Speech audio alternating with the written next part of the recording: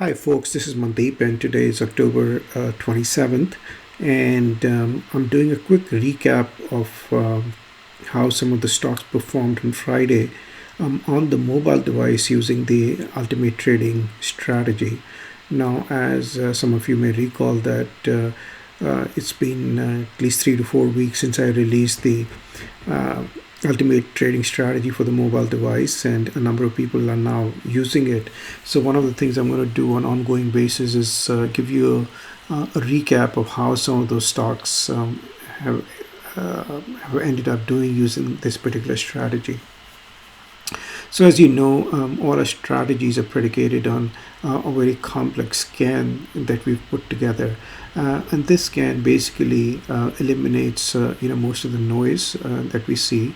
And furthermore, this helps you not to spend any amount of time over the weekend or regular weekday evenings sitting and scanning stocks, right? So the beauty of this system really is that on the trading day, in the morning, you will see this list getting populated, both for the short side as well as for the long side.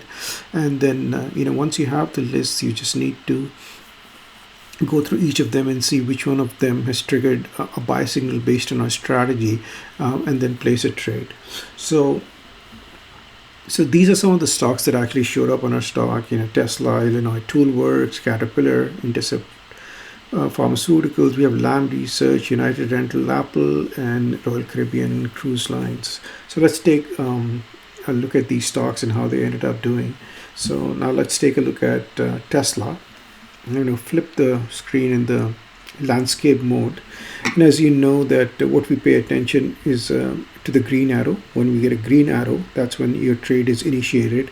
And then when you get a yellow dot, that means it's time to close the trade. So in this case, we're closing the trade at the end of the day. We're not taking any chances what happens in the overnight market, because sometimes you have huge gaps up or down, and could be for multiple reasons, earnings being one of them.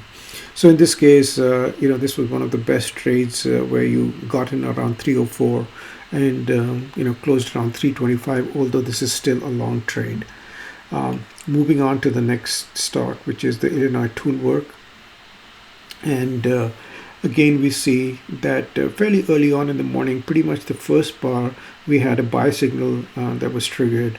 And that signal hasn't even closed yet, and it's close to 172. Now let's look at the third stock, which is Caterpillar. And one of the things you're well aware of, there's a sector rotation that's been happening over the last few weeks, where people are moving from momentum stocks into more like the cyclical stocks, the industrials, etc. And that's why you see some of these names repeat themselves constantly in the list. Things like Caterpillar, things like Deere, FedEx, Illinois Toolwork, and so let's take a look at Caterpillar. Again, you had a buy that got triggered around 136, and this trade is still long. Moving along, let's take a look at ICPT. Again, we had a buy triggered close to, let's say, about 7:30 Pacific Standard Time, and once this triggered, this stock went up, practically in a straight line, and gained at least $2 in profits. And then let's take a look at, we can go through all of them because it's only a handful. And here's the trigger for Lamb Research that didn't trigger till like 8 p.m. Pacific Standard Time, and it closed, a little bit above 268 on this one. Then we have URI.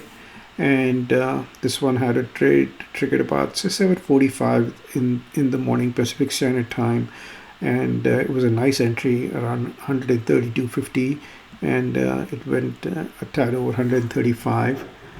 Then there's Apple, where this is a trade I'm currently long on, and this actually triggered on Friday at 7, and almost from 243.5 to 246.5. And finally, the Royal Caribbean Cruise Line, and this one triggered almost I would say about 6:45 in the morning. So after the first 15-minute bar, it triggered and it never closed. So that's a quick recap of trades and on the mobile device.